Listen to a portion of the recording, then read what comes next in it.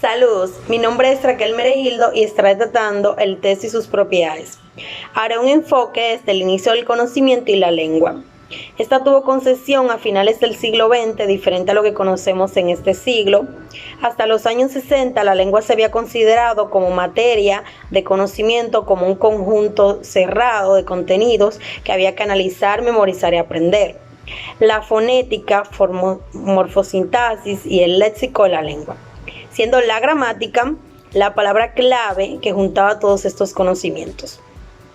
Mientras que a partir de los años 60, con las aportaciones de varias disciplinas como la filosofía del lenguaje, sociolingüística, la didáctica y lingüística del texto, han desarrollado lo que es una visión funcionalista y comunicativa de la lengua, lo que ha revolucionado la investigación, la enseñanza y aprendizaje de idiomas.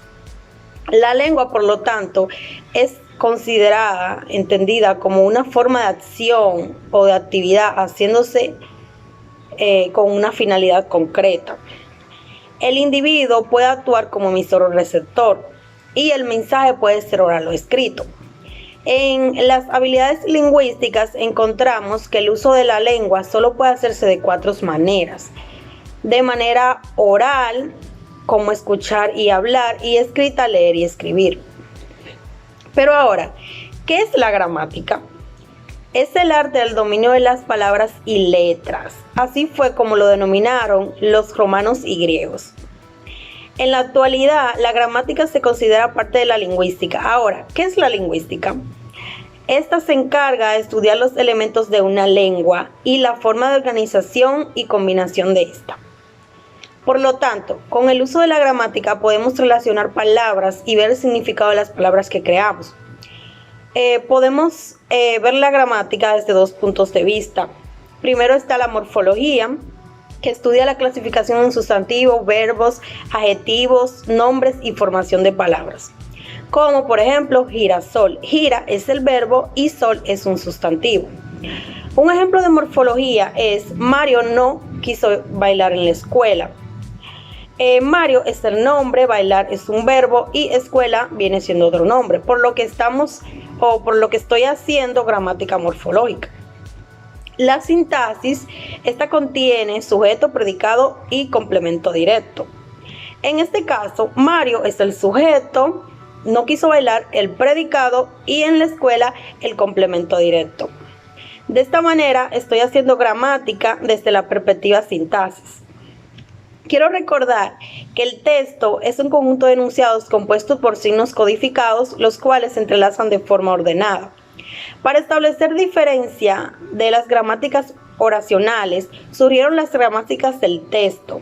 Estas se ocupan de unidades mayores que la oración, como acto total de comunicación. Los elementos de la oración o frase. La oración gramatical es la palabra o conjunto de palabras con sentido completo y con unidad de entonación. Por ejemplo, ¿vienes hoy a mi casa? O te llevaré a casa. La oración consta de 2 miembros. Primero está el sujeto. Esta es la persona o cosa de que se habla. Luego, el predicado, lo que se dice del sujeto. En las clases de predicado pueden ser verbal o nominal. El predicado verbal es lo que se dice del sujeto, se expresa por un verbo. Por ejemplo, María canta muy bien. El predicado nominal solamente se expresa de manera como ser o estar. Y, por ejemplo, mi tía es maestra. Por otro lado, la frase es la menor unidad del lenguaje con sentido completo. Por ejemplo, mi mueble es hermoso. El periodo es una serie de frases unidas por medio de frases coordinadas. Ejemplo, si te duele, avisa. La cláusula combina una o más frases de sentido indeterminado con otra principal de valor independiente para cerrar o determinar más su significado. Ejemplo, yo iré a tu casa, tú irás a la mía. La oración y sintagma.